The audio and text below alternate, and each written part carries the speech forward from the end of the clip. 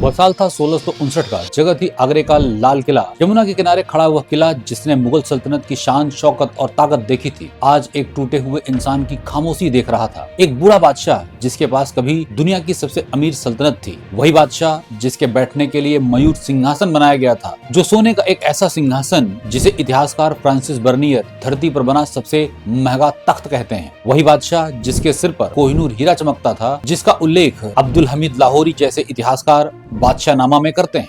वही बादशाह जिसके आदेश पर नहरें मोड़ी गईं, शहर बसाए गए और पत्थरों को ताजमहल का रूप देकर मोहब्बत में ढाला गया। इतिहासकार एंगस मैडिसन के अनुसार उस दौर में भारत दुनिया की कुल संपत्ति का लगभग 1/4 रखता था और उसका केंद्र मुगल दरबार ही था। लेकिन आज वही मुगल बादशाह एक कैदी था। इतिहासकार सतीश चंद्रा लिखते हैं, शाहजहां की कैद मुगल इतिहास का सबसे बड़ा नैतिक पतन थी। उस बूढ़े बादशाह की दुनिया अब एक कमरे तक सिमट चुकी थी। वह भूखा था, प्यासा था और खाने का इंतजार कर रहा था। तभी दरवाजा खुलता है और लोहे की चूड़ियों की आवाज के साथ पहरेदार अंदर आते हैं। लेकिन उनके हाथ में न तो भोजन की थाली थी और न ही पानी का गिलास। उनके हाथों में था एक बड़ा सा संदूक। पहरेदार झुके हुए सुर में कहते हैं कि हुजूर, शहजादे औरंगजेब ने आपके लिए एक खास तोहफा भेजा है। बूढ़े बादशाह की आंखों में एक पल के लिए उम्मीद चमकती है। इतिहासकार फ्रांसिस बर्नियर, जो उस समय भारत में मौजूद थे, लिखते हैं कि शाहजहां को अंतिम समय तक ये भ्रम था कि उसका बेटा पूरी तरह निर्दयी नहीं हो सकता। शायद बेटे का दिल पिघल गया हो, शायद वह सुलह का संकेत हो। कांपते हाथों से जब उन्होंने उस संदूक का ढक्कन उठाया तो अंदर कोई हीरा नहीं था, कोई जवाहरात नहीं थे और ना ही कोई पैगाम भरा खत था। अंदर था एक कटा हुआ सिर, खून से सना हुआ, ठंडा, निर्जीव, और वह सिर किसी दुश्मन का नहीं था। वह सिर था दारा शिकोह का, शाहजहां के सबसे प्रिय बेटे का, घोषित उत्तराधिकारी का, उस शहजादे का जिसे लोग हिंदुस्तान का भविष्य कहते थे। उस पल में शाहजहां के मुख से जो चीख निकली वह सिर्फ दर्द नहीं थी, वह एक पिता की हार थी, एक बादशाह का अंत था। इतिहासकार खफी खान लिखते हैं, उस दिन के बाद शाहजहां ने बहुत कम बोला। अब सवाल उठेगा कि एक बेटा अपने पिता और भाई के साथ इतनी नफरत कैसे कर सकता है। यह कहानी है शाहजहां की, औरंगजेब की और दारा शिकोह की। नमस्कार स्वीकार करिए राहुल उपाध्याय का। अगर आप किसी भी वनडे एग्जाम की तैयारी करते हैं तो आप जुड़ सकते हैं केडी लाइव ऐप के साथ और मैं वहां पढ़ाऊंगा आपको इतिहास। चलिए वापस आते हैं अपनी कहानी पे। शाहजहां के 4 बेटे थे, दारा शिकोह, शाह शुजा, औरंगजेब और मुराद बख्श। इतिहासकार जगन्नाथ सरकार लिखते हैं, मुगल परंपरा में उत्तराधिकार का कोई तय नियम नहीं था, तख्त या ताबूत। तख्त का फैसला तलवार से होता था, इसलिए मुगल घराने में कहा जाता था तख्त या ताबूत।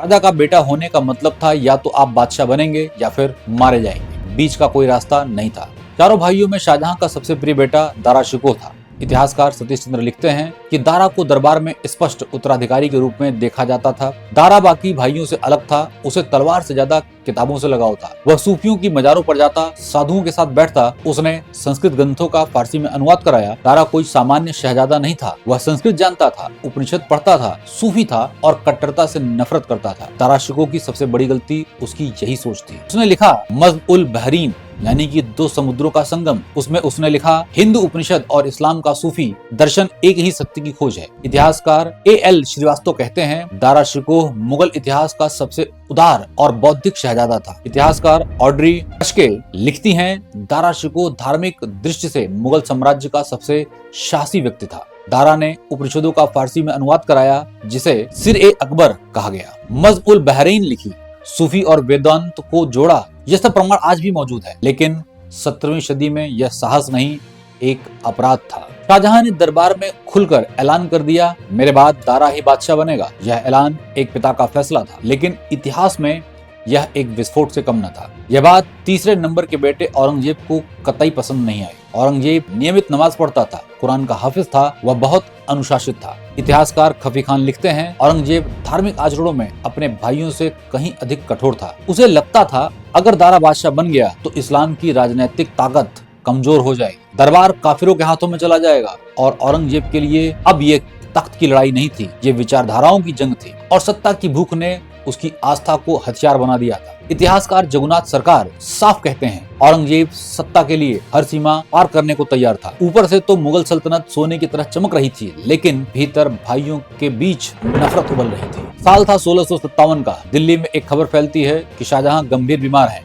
इतिहासकार सतीश चंद्र लिखते हैं कि शाहजहां की बीमारी की खबर सिर्फ स्वास्थ्य समाचार नहीं थी, यह सत्ता के लिए युद्ध का संकेत थी। और जैसे ही ये खबर फैली, चारों शहजादे चारों दिशाओं में अपने अपने झंडे गाड़ने लगे। दारा शिकोह आगरा में पिता के पास था, शाह शुजा बंगाल में, मुराद गुजरात में और औरंगजेब दक्कन में था। लेकिन एक फर्क था, दारा को लगा मैं घोषित उत्तराधिकारी हूँ, मुझ पर कोई हमला नहीं करेगा। लेकिन इतिहासकार जगन्नाथ सरकार लिखते हैं, दारा की सबसे बड़ी कमजोरी उसका अत्यधिक आत्मविश्वास था। औरंगजेब ने सीधे युद्ध का ऐलान नहीं किया, उसने पहले कदमों से नहीं दिमाग से वार किया। उलेमाओं से समर्थन लिया, खुद को इस्लाम का रक्षक बताया, दारा को धर्म से भटका हुआ घोषित कराया गया। इतिहासकार खफी खान लिखते हैं, औरंगजेब ने धर्म को ढाल नहीं हथियार की तरह इस्तेमाल किया। औरंगजेब जानता था अकेले दारा को हराना आसान नहीं, इसलिए उसने अपने छोटे भाई मुराद बख्श से हाथ मिलाया। शर्त साफ थी, दिल्ली जीतने के बाद साम्राज्य दो हिस्सों में बांटा जाएगा। इतिहासकार A.L. श्रीवास्तव कहते हैं, औरंगजेब की संधियां हमेशा अस्थायी होती थी। वर्ष था 1658 का, जगह थी सामूगढ़,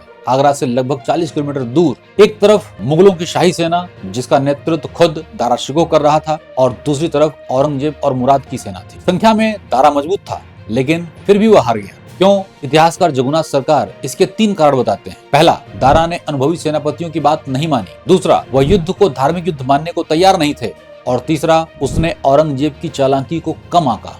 और सबसे बड़ी भूल, दारा के द्वारा हाथी पर बैठकर लड़ा जा रहा था, जबकि औरंगजेब घोड़े पर सैनिकों के बीच सवार था। जब दारा का हाथी घायल हुआ, सेना समझ गई राजकुमार मारा गया। जब दारा का हाथी घायल हुआ तो दारा हाथी से उतरकर घोड़े पर बैठ गए। सैनिकों ने जब देखा कि हाथी का हौद खाली है, तो सैनिकों को लगा कि शायद राजकुमार मारे गए, और वहीं युद्ध पलट गया। दारा वहां से निकल भागे। जीतने के बाद औरंगजेब सीधा आगरा पर पहुंचा। उसे पता चला कि जब तक वो अपने पिता शाहजहां को काबू नहीं करेगा, तब तक वह बादशाह नहीं बन पाएगा। शाहजहां ने आगरा के किले के दरवाजे बंद करवा दिए थे। शाहजहां को लगा कि बेटा थोड़ा गुस्सा दिखाएगा फिर मान जाएगा, लेकिन वह गलत थे। औरंगजेब ने किले पर हमला नहीं किया, उसने क्रूर चाल चली। उसने किले के अंदर जाने वाली पानी की सप्लाई काट दी। आगरा का किला यमुना नदी के किनारे बना है। नदी का पानी नहरों के जरिए किले के अंदर जाता था। औरंगजेब ने उस नहर को बंद करवा दिया। किले के अंदर पानी की बूंद बूंद के लिए लोग तरसने लगे। अब आप सोचिए उस पिता की हालत, जिसने अपनी पत्नी की याद में संगमरमर का ताजमहल बनवा दिया, जिसके इशारे पर नदियां अपना रास्ता बदलती थीं। आज वही अपने ही घर में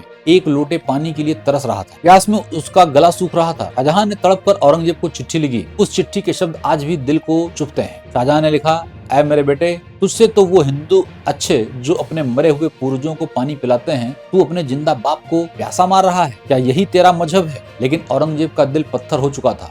उसने जवाब भिजवाया कि ये आपके कर्मों की सजा है। पानी तब तक नहीं मिलेगा जब तक आप आत्मसमर्पण नहीं कर देते। आखिर में प्यास के आगे बादशाह को झुकना पड़ा, और 8 जून 1658 को औरंगजेब ने किले पर कब्जा कर लिया। उसने शाहजहां को मारा नहीं, बल्कि उन्हें किले के एक छोटे से कमरे में कैद कर दिया। अब शाहजहां बादशाह नहीं थे, सिर्फ एक कैदी थे। शाहजहां की जिंदगी अब सिर्फ एक कमरे तक सिमट गई थी। उधर दूसरी तरफ शामूगढ़ से भागने के बाद दारा की हालत खराब थी। वो एक शहर से दूसरे शहर भाग रहे थे, दिल्ली, लाहौर, मुल्तान और फिर सिंध।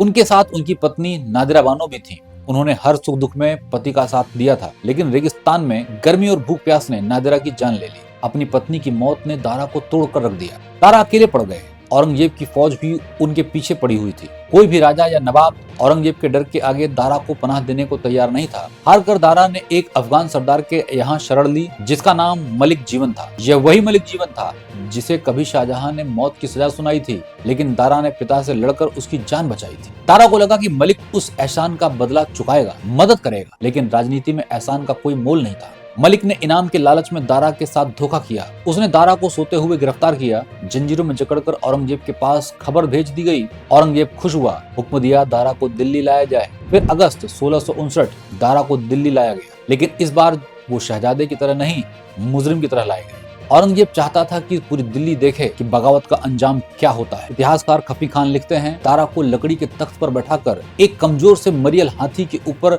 सवार करके दिल्ली की गलियों में घुमाया गया, ताकि जनता को यह संदेश मिले कि वह सत्ता से बाहर हो चुका है। भीड़ को उकसाया गया, घोषणा की गई, यह शख्स इस्लाम से भड़क चुका है। लेकिन सच यह था, दारा ने इस्लाम छोड़ा नहीं था, उसने सिर्फ कट्टरता को नकारा था। इतिहासकार सतीश चंद्र साफ कहते हैं, दारा का सार्वजनिक अपमान राजनीतिक रणनीति थी, धार्मिक निर्णय नहीं। दिल्ली में एक धार्मिक अदालत बैठाई गई। काजी थे दरबार के और सत्ता के अधीन। दारा पर 3 आरोप लगाए गए। पहला, कुफ्र, यानी अल्लाह, उसकी एकता, रसूल या धर्म के मूल सिद्धांतों को नकारना या अस्वीकार करना। दूसरा इस्लाम विरोध और तीसरा हिंदू ग्रंथों का प्रचार। दारा ने सफाई दी, मैंने सत्य खोजा है, धर्म नहीं बदला। लेकिन उसकी बात किसी को सुननी नहीं थी। इतिहासकार जगन्नाथ सरकार लिखते हैं, यह मुकदमा न्याय नहीं नाटक था। फतवा जारी हुआ, दारा शिकोह मौत के काबिल है। 30 अगस्त 1659 रात का अंधेरा था। दारा शिकोह को चुपचाप मार दिया गया, उसका सिर अलग कर दिया गया, उसका शरीर बिना शाही सम्मान के दफनाया गया। इतिहासकार A.L. श्रीवास्तव लिखते हैं, दारा की मृत्यु कानूनी नहीं राजनैतिक हत्या थी। हालांकि औरंगजेब की क्रूरता यहीं खत्म नहीं होती। उसने हुक्म दिया कि दारा का कटा हुआ सिर तस्तरी यानी कि प्लेट में रखकर मेरे सामने लाया जाए। जब सिर आया तो औरंगजेब ने ध्यान से देखा, अपनी तलवार की नोक से दारा के माथे को छुआ और कहा, देख तेरी तकदीर कहाँ और मेरी कहाँ। उसके बाद औरंगजेब ने क्रूरता की सारी हदें पार की। इतिहासकार बताते हैं कि उसने कटे हुए सर को साफ करवाया, इत्र लगवाया, एक बॉक्स में पैक कर दिया और फिर पिता शाहजहां के पास आगरे के किले में भिजवा दिया। जब शाहजहां ने वो बॉक्स खोला तो अपने बेटे का सिर देख बेहोश होकर गिर पड़े। उस दिन के बाद शाहजहां ने बोलना छोड़ दिया था, वो जिंदा लाश बन गए थे। शाहजहां ने बाकी की जिंदगी उसी कैद में खामोशी में बिताई और अंततः जनवरी 1666 ईस्वी में कैद के 8 साल बाद शाहजहां की मौत हो गई। उनकी मौत के वक्त औरंगजेब उनके पास नहीं आया। उसे डर था कि अगर वे जनाजे में गया तो लोग गालियां देंगे। शाहजहां, जिन्होंने दुनिया की सबसे खूबसूरत इमारतें बनवाई, उन्हें अपनी मौत पर एक शाही जनाजा तक नसीब नहीं हुआ। कुछ नौकरों और हिजड़ों ने मिलकर उन्हें चुपचाप रात के अंधेरे में ताजमहल के पीछे रास्ते से ले जाकर मुमताज की कब्र के बगल में दफना दिया और इस तरह मुगल इतिहास के सबसे चमकदार सितारे का अंत अंधेरे में हुआ।